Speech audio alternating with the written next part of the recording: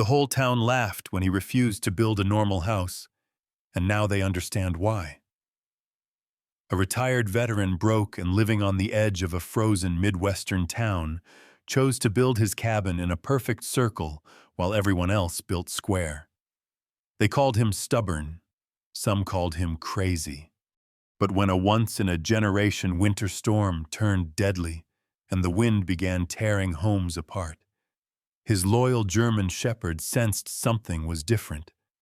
As the storm screamed outside, the dog pressed against the curved walls while the rest of the town was being ripped to pieces. When the storm finally passed, only one structure was still standing, and what the neighbors saw next would change how they understood survival forever. Before we dive in, tell us where you're watching from. Drop your city, state, or country in the comments below. It's always incredible to see how far these stories travel. Winter settled over Duluth with a hard metallic wind rolling off Lake Superior, carrying ice silence and memories that refused to stay buried. Walter Hayes lived at the edge of town, where the plowed roads thinned into packed snow and habit gave way to wilderness. He was 73 years old, tall once, now slightly stooped, with shoulders still broad, beneath a thick red and black buffalo-plaid flannel jacket that looked almost fused to him. The jacket had been new decades ago during his last winter in uniform, but now it was faded, the cuffs softened by time, the fabric smelling faintly of smoke and cold pine. His face was long and weather-cut cheekbones, sharp jaw squared by years of discipline, and a white-gray beard kept trimmed not for vanity, but for habit. His eyes were pale blue, the kind that rarely blinked when listening, as if still trained to scan horizons for threats that never fully left him. War had done something permanent to Walter Hayes.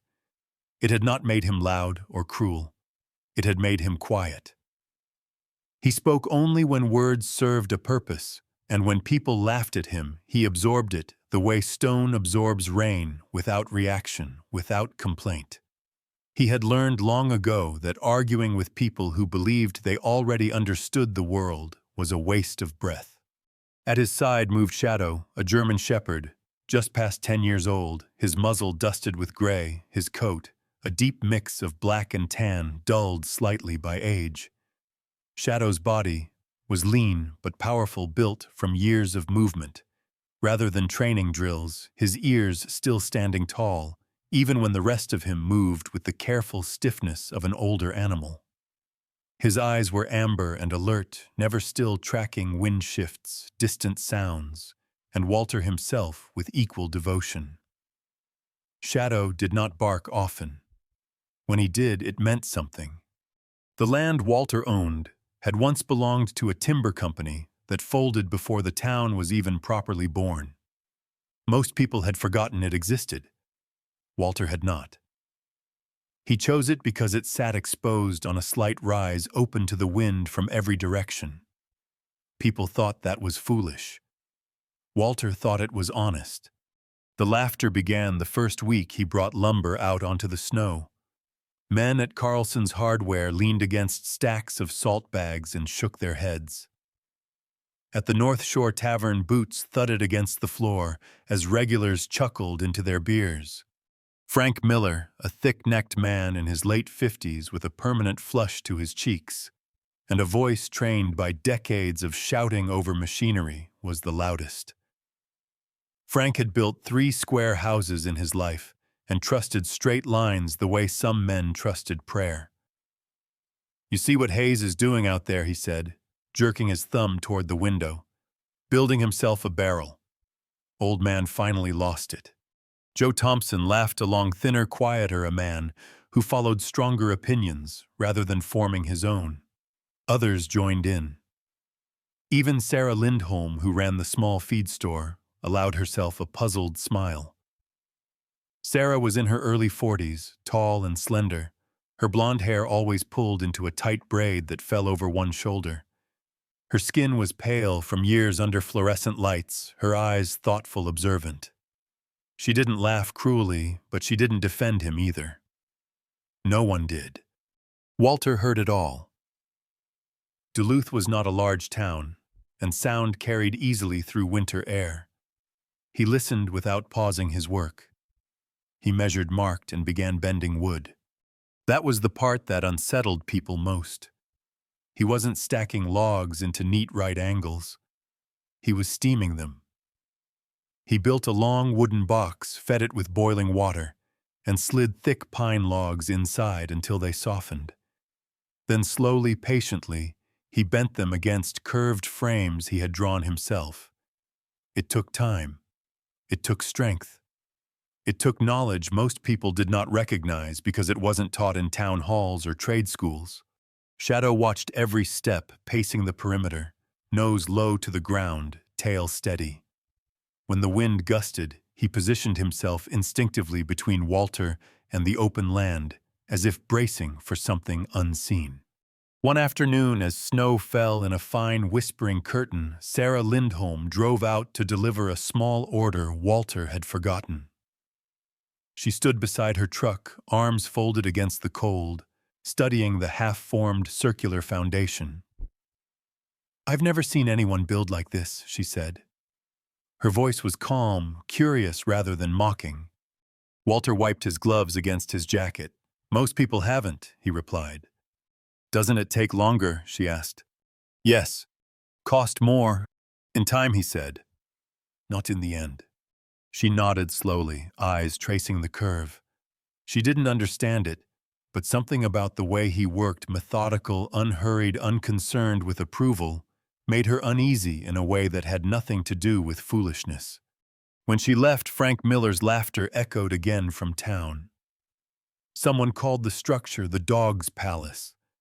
Someone else said Walter was building himself a tomb. That night, Walter sat in his old trailer, the temporary shelter he planned to abandon once the cabin was finished. Shadow lay near the heater, eyes open, listening. Walter stared at a small notebook resting on the table, its pages yellowed, its spine cracked. Inside were sketches and notes written decades earlier during nights overseas when sleep refused to come. Diagrams of blast deflection, curved surfaces, the way force traveled, concentrated, multiplied at corners. He remembered concrete bunkers, flattened because of a single weak edge. He remembered round fuel tanks still standing when everything around them burned. He remembered thinking even then that people built homes as if weather were polite. Outside, the wind shifted. Shadow lifted his head, ears forward. "They don't know yet," Walter murmured, not to comfort himself, but to state a fact. He had said those words many times in his life. Before ambushes, before storms, before losses that could not be undone. The town slept comfortably, in square houses with flat walls and sharp corners, believing winter was predictable because it always had been. Walter worked by lantern light, breath clouding the air, fingers stiff but steady, shaping a home that refused to give the wind anything to hold. He did not build for comfort. He built for survival. And somewhere deep in his chest, beneath scars no one could see, he felt the quiet certainty that winter had not yet shown its worst face. The nights in Duluth grew longer and heavier, the kind of winter nights that pressed against walls and made time feel slower, thicker, as if the cold itself were watching. Walter Hayes spent those nights beside a temporary fire pit, the flames weak but steady, their orange light crawling across unfinished curved walls. Shadow lay curled near his boots. The German shepherd's aging body forming a protective crescent, his ears twitching at every change in wind, every distant crack of ice shifting somewhere beyond the trees. Walter's hands moved with practiced care as he opened the old military notebook.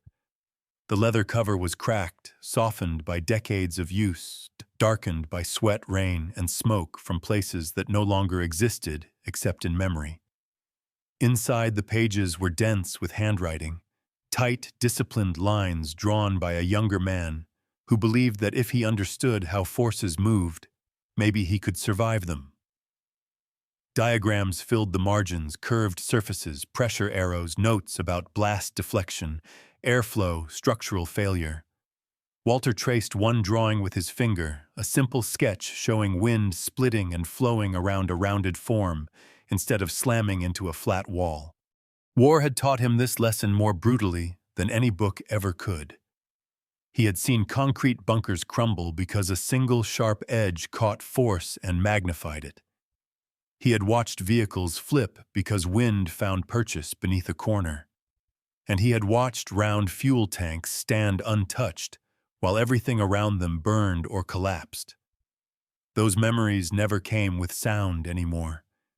They came as pressure behind his eyes, as a tightening in his chest that he controlled by breathing slowly and focusing on the present. The fire, the wood, the dog, the shape rising from the snow. To Walter, wind was not an enemy. It was a traveler. Like water, it moved until something gave it reason to fight. Corners invited violence. Flat walls challenged it. Curves asked it to pass through quietly. This was not theory to him. It was observation paid for with lives. During the day, as Walter continued bending logs and fitting them into the growing circle, the town continued to talk. Frank Miller drove past twice, slowing his truck enough to shout something unintelligible through a rolled-down window before laughing and speeding away. Frank's laughter was sharp defensive, the kind that came from a man who feared being proven wrong more than he feared disaster itself. Joe Thompson followed once, standing at a distance with his hands in his pockets, offering a weak smile that said he didn't understand, but didn't want to be cruel. Sarah Lindholm returned one afternoon, her boots crunching softly over packed snow. She wore a heavy gray coat cinched at the waist, her blonde braid tucked inside her collar to keep it from freezing. In the daylight, her face showed quiet strength. High cheekbones, pale skin flushed pink from the cold eyes that noticed small things others ignored. She watched Walter work without interrupting, noting how he tested each curve, how he rejected pieces that didn't meet his standard. "You're building like you expect something," she finally said. Walter didn't look up. "I am." "What?" He paused, resting the log against its frame. "Something that doesn't care whether we think it's supposed to happen." Sarah studied the horizon, the lake hidden beyond trees and distance. She nodded once, slowly. She didn't press him. She had learned running a feed store in a town full of stubborn men that silence often carried more truth than argument. And that night the wind rose sharply. Not violently, but insistently, as if testing the land. Shadow lifted his head and moved closer to the curved wall, his body pressing against it, nose angled upward. Walter noticed. Shadow had done this before, years earlier during a sudden storm that had knocked out power across 3 counties. Dogs remembered what people forgot. "Good boy," Walter murmured, though Shadow did not look for praise. He was listening. As the wind wrapped around the unfinished structure, Walter felt something unfamiliar calm. The sound outside did not strike the walls. It slid along them, a low, restless whisper instead of a howl. He closed his eyes briefly and imagined the cabin complete, no edges, no invitations to violence, just flow. The notebook lay open beside him, and his mind drifted to the man who had first given it to him. His grandfather, a quiet engineer, who believed that understanding how things broke was the first step toward making them last. That man had survived the Great Depression, 2 wars, and countless storms, not by fighting the world, but by respecting its patterns. People in town thought Walter was building a monument to stubbornness. In truth, he was building an apology to the future for every time humans assumed nature would behave because it always had before. The next morning brought a brittle cold that cracked tree limbs like gunshots. Walter drove into town for supplies, Shadow riding stiffly in the passenger seat, eyes fixed on the road ahead. At Carlson's hardware, conversations stopped when Walter entered. A few men nodded. Most didn't. Frank Miller smirked openly. "Heard the wind last night," Frank said. Your barrel's still standing. Walter met his gaze evenly. So is yours. For now, Frank replied, laughing. Walter loaded his supplies without comment. He had learned long ago that warnings offered too early were dismissed as fear. Some lessons demanded patience. As days passed, the cabin's walls rose higher, the curve becoming undeniable, almost graceful. People slowed their cars to stare. Children pressed faces to windows. Shadow remained ever-present, pacing, watching the sky with a seriousness that unsettled Sarah when she noticed it. One evening, as snow began falling sideways, Sarah stood outside her store and felt a strange pressure in her ears. She looked west without knowing why. For a moment she thought of Walter's words and the way his hands never trembled when the wind changed. Back at the cabin site, Walter added another curved beam and stepped back. The structure hummed softly as the wind passed around it. He rested his palm against the wood and felt vibration, not strain. Not yet, he said quietly, the phrase tasting old and familiar. Shadow sat beside him, eyes fixed on the darkening sky, tail still. Whatever was coming had not arrived. But it was no longer just Walter who sensed it. January arrived without announcement, slipping into Duluth on a morning when the sky looked wrong in a way that was hard to name and impossible to ignore. The snow no longer reflected clean white light, but carried a dull blue-gray sheen, as if the world had been drained of warmth before the temperature ever dropped. The wind, which should have been roaring off Lake Superior, fell unnaturally quiet. Not calm, silent. The kind of silence that presses against the ears and makes the body lean forward, waiting. Walter Hayes noticed it before breakfast. He stood outside the half-finished cabin, his breath fogging faintly the red and black buffalo plaid of his flannel jacket, stark against the muted landscape. His pale blue eyes scanned the horizon with a familiarity that came not from years in Duluth, but from distant deserts and foreign mountains, where weather had decided who lived and who did not. He did not move at first. He listened. Shadow reacted before Walter finished the thought forming in his mind. The German shepherd stiffened his hackles, rising slightly along his darkened spine. A low growl rolled out of his chest, not loud, not aggressive, but steady and focused, aimed toward the west. Shadow's amber eyes tracked something no human could see, his ears pivoting as if receiving a message carried through ground and air. Birds were gone. Not a single crow, not even the hardy gulls that lingered near the lake through winter. The forest edge stood empty branches, motionless, as though the land itself were holding its breath. Walter had seen this once before. Not here, not in winter.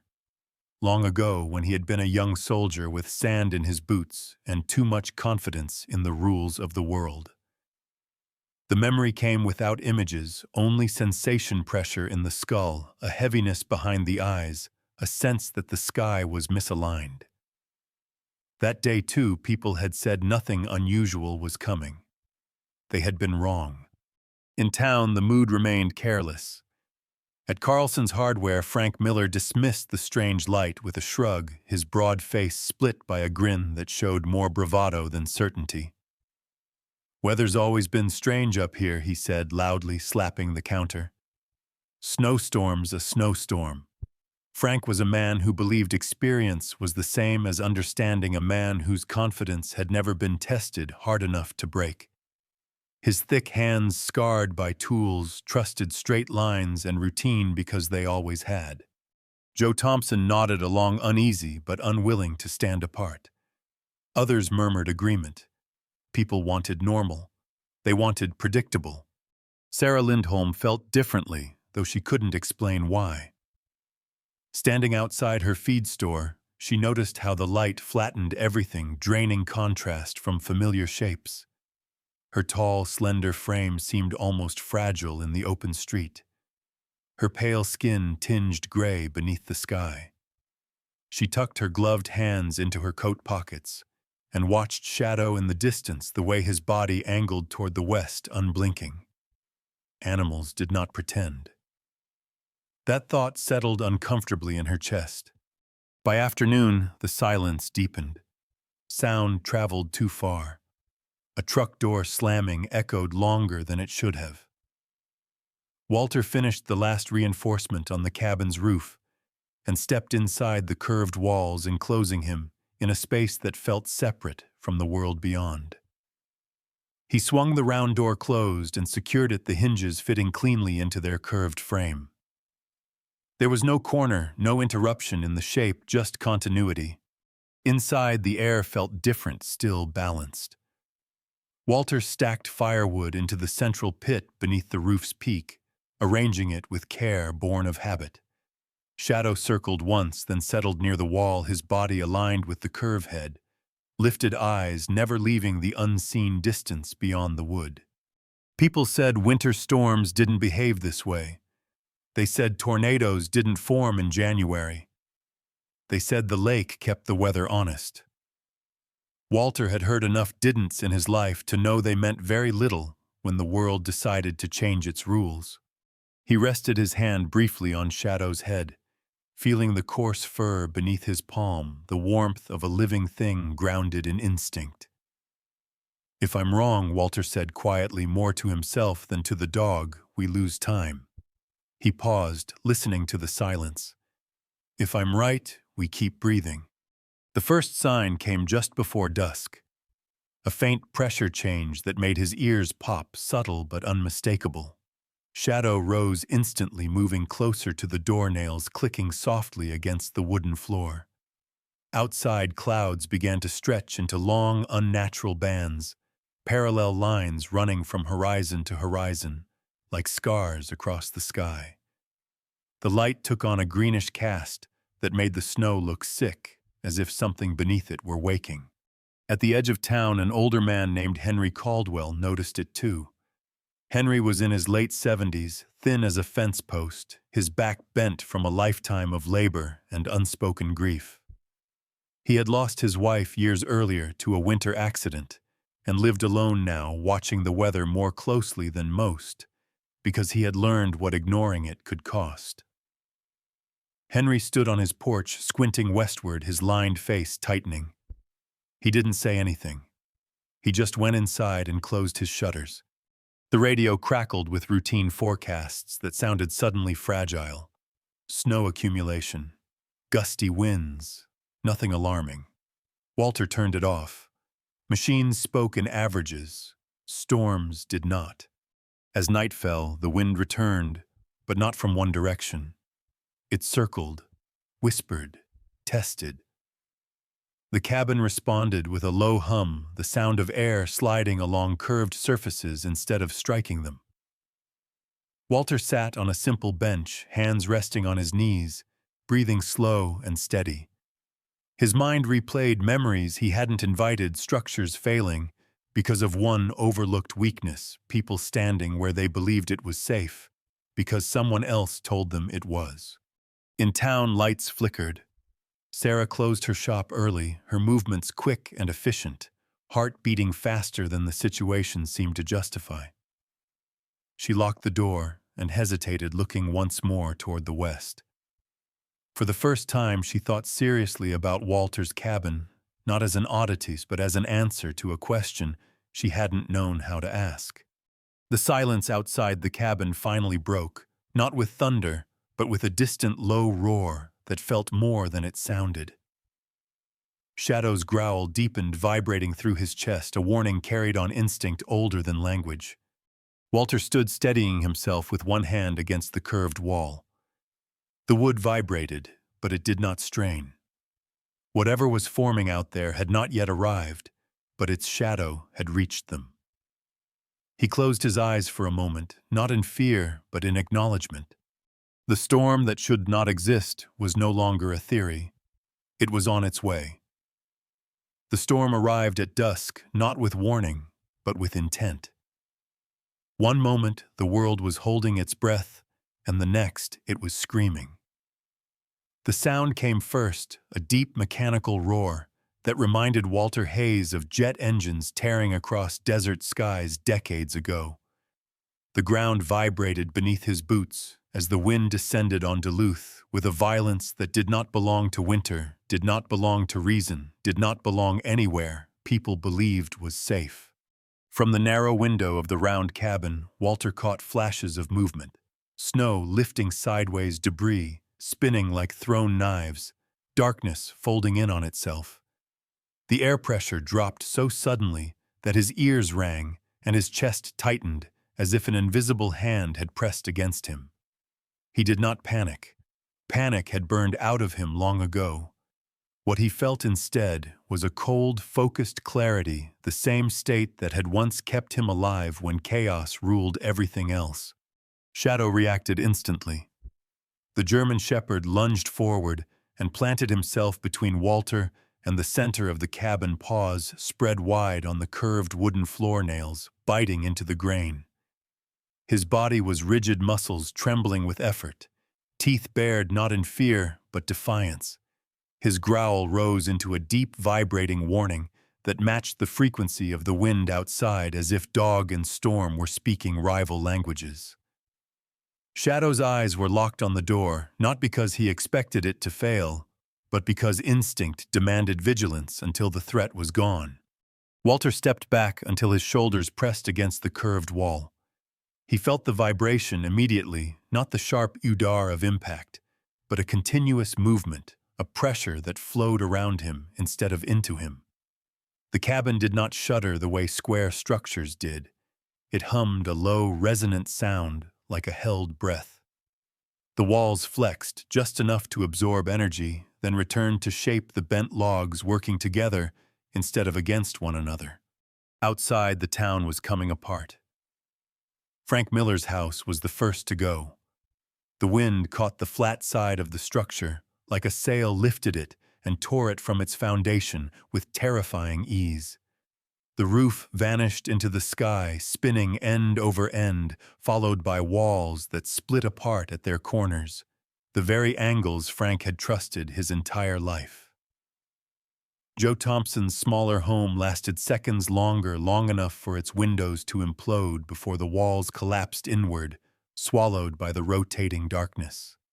Sarah Lindholm had barely made it to her cellar beneath the feed store when the storm struck. She crouched low, arms wrapped around her knees, her tall, slender frame pressed into the dirt floor. Her breath came in short, sharp gasps as the building above her screamed and shook. She felt the ground tremble and thought for the first time not of prayer or luck, but of Walter's cabin, of its smooth walls, and the way Shadow had stood against them. The wind did not move straight. It twisted, searched, clawed at the town like a furious animal denied a grip. Anything with an edge was punished. Anything with a corner was exploited. Walls buckled. Beams snapped. Structures that had stood for generations were reduced to flying fragments in seconds. The sound was unbearable, a mix of tearing wood, shattering glass, and a roar so loud it erased thought. Inside the round cabin, time distorted. Walter could not have said whether the storm lasted 10 seconds or 100. He felt each surge of pressure circle the structure, sliding along the exterior, splitting and rejoining, never finding resistance. His old training surfaced: unbidden force, dispersal load, distribution failure points. Everything he had built for was happening now in real time. Shadow shifted once, bracing harder as the wind peaked. The door rattled violently in its curved frame, sparks scattering briefly from the central fire pit as air pressure fluctuated. Walter reached out instinctively and grabbed the edge of the fire ring, grounding himself. His heart hammered, but his mind remained strangely still. This was the moment he had prepared for, not out of fear, but acceptance. Somewhere beyond the walls, Henry Caldwell's small house was lifted and dropped like a discarded toy. Henry himself survived only because he had retreated into a narrow root cellar dug years earlier with his own hands. He would remember the sound for the rest of his life the moment the world above him ceased to exist. The wind screamed around Walter's cabin, frustrated, relentless. It found no corner to concentrate its fury, no flat plane to lean its full weight against. The curved walls denied it leverage, turning aggression into motion, violence into flow. Walter felt the truth of his grandfather's lessons, not as theory, but as survival. Then, as abruptly as it began, the pressure eased. The roar thinned, stretched, and finally tore itself away from the land, dragging silence behind it like a wound. Snow drifted downward again, gently now, settling over wreckage and absence. Walter did not move at first. He listened. Shadow's growl faded into a low whine, then silence. Slowly the dog relaxed, though he remained standing, chest heaving, eyes still alert. Walter pushed himself away from the wall and crossed the cabin, his boots unsteady on the curved floor. He placed a hand on the door, hesitated for a single breath, then pulled it open. What greeted him was not destruction, it was erasure. Where the town had been, there were gaps, open scars in the snow, where buildings once stood. Lumber lay scattered in impossible patterns, embedded in trees, half buried in drifts. The air smelled of splintered pine and raw earth. The sky above was clearing, as if nothing extraordinary had happened at all. Walter stepped outside, Shadow at his side. The round cabin stood alone, untouched, its curved walls dusted with snow but otherwise unchanged. It looked almost out of place, a complete thought surrounded by unfinished sentences. People began to emerge cautiously from wherever they had survived, cellars, ditches, the lee sides of hills. Faces, pale eyes, wide movements, slow. Sarah was among them, climbing shakily from her cellar, dirt smeared across her coat. Her braid loose, her face streaked with tears she had not noticed falling. When she saw the cabin still standing, her mouth fell open. She did not speak. She did not need to. Frank Miller stumbled through the wreckage toward Walter Blood, running from a cut on his forehead, his heavy frame suddenly small beneath the weight of shock. He stopped a few steps away, staring at the curved walls as if they were something alive. How he whispered. His voice broke on the word. Walter did not answer right away. He looked around at what had been lost, at the snow-covered outlines where lives had been anchored only minutes earlier. When he finally spoke, his voice was steady but quiet. The wind couldn't find a corner, he said. That was all. It was enough. Morning came slowly to Duluth, as if the sun itself hesitated to look at what remained. The light revealed a town stripped of certainty. Snow lay unevenly across open wounds where homes had stood only hours before, roofs scattered like discarded cards, beams twisted and embedded in trees at impossible angles.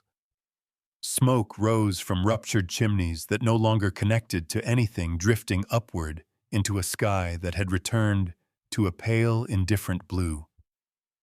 The storm had passed, but it had taken something with it more than wood and stone.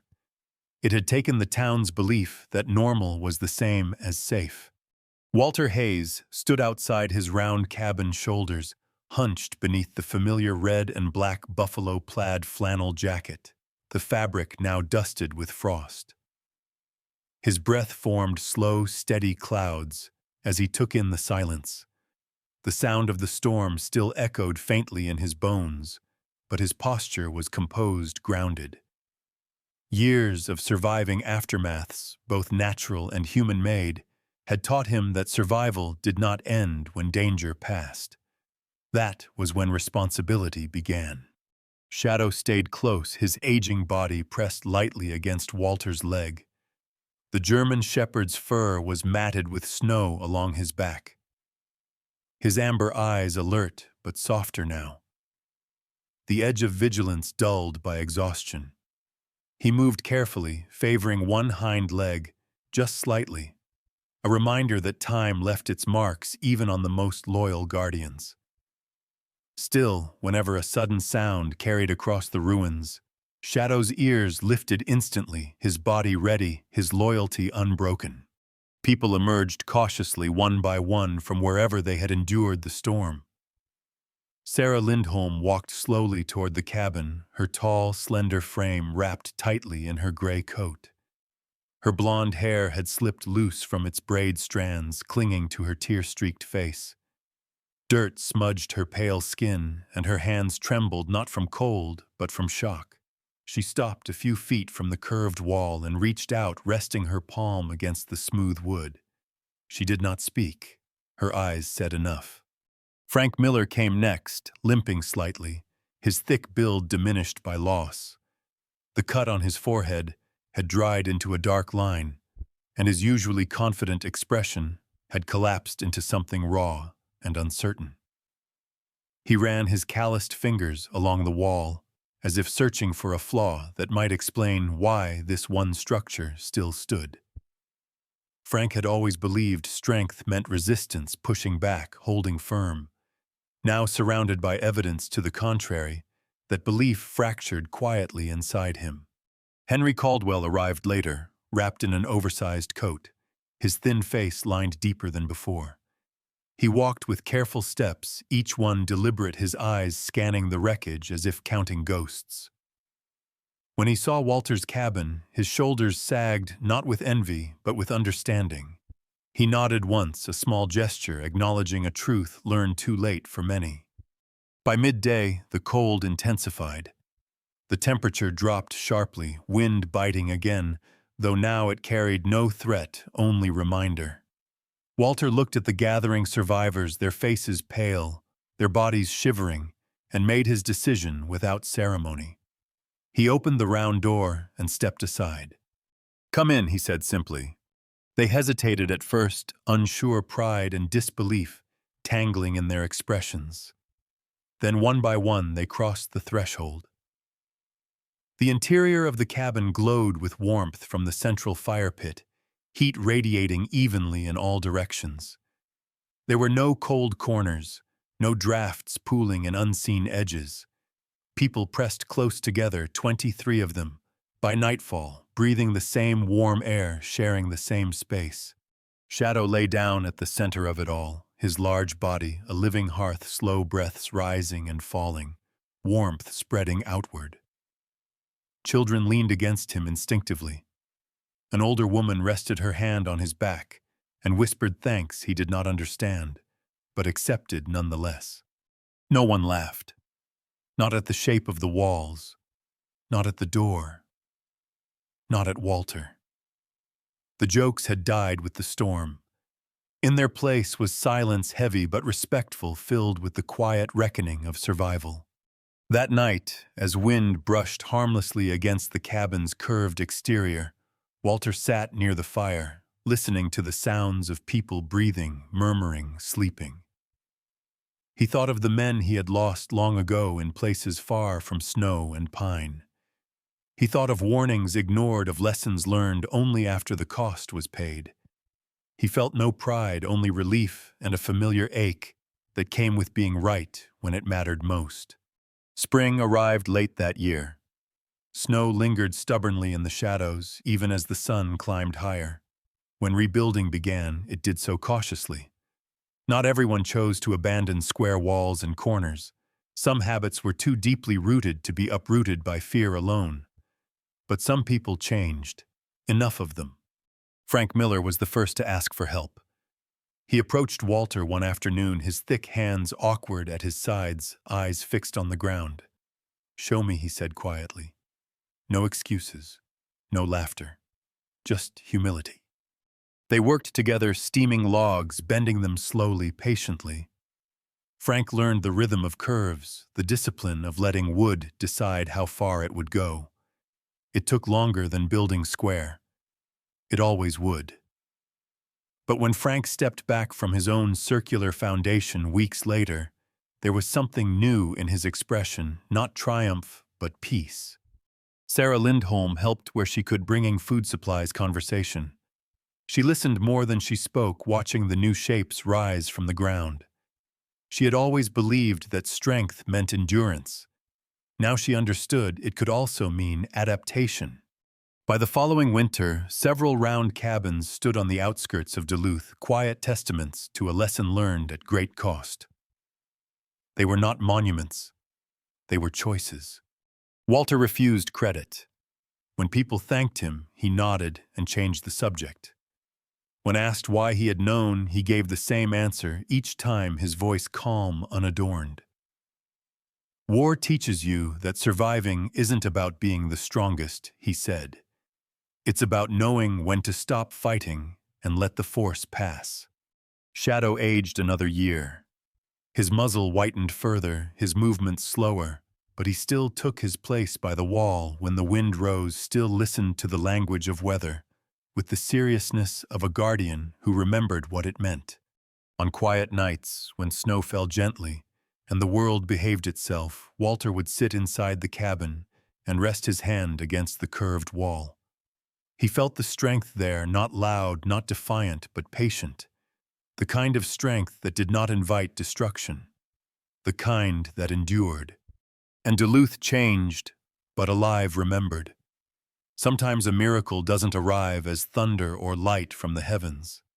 Sometimes it comes quietly through wisdom, patience, and the courage to build differently when everyone else laughs. Walter's cabin did not survive because it was stronger than the storm. It survived because it did not fight the storm. It let the wind pass the way God designed water to flow around stone, the way faith allows us to endure what force alone cannot. In our daily lives, we face storms too, illness, loss, fear, uncertainty. And like Walter, we often prepare in ways others don't understand. We pray when others doubt. We stay patient when others rush. We choose humility over pride. And sometimes only when the storm has passed do we realize that God was guiding our hands long before we knew why. If this story touched your heart, take a moment to share it with someone who may be facing a storm of their own. Let us know in the comments where you're watching from and what this story meant to you. Your words may be the encouragement someone else needs today. And if you believe stories like this matter, stories of faith, resilience, and quiet miracles, please consider subscribing to the channel. It helps these messages reach those who need them most. May God bless you and your family.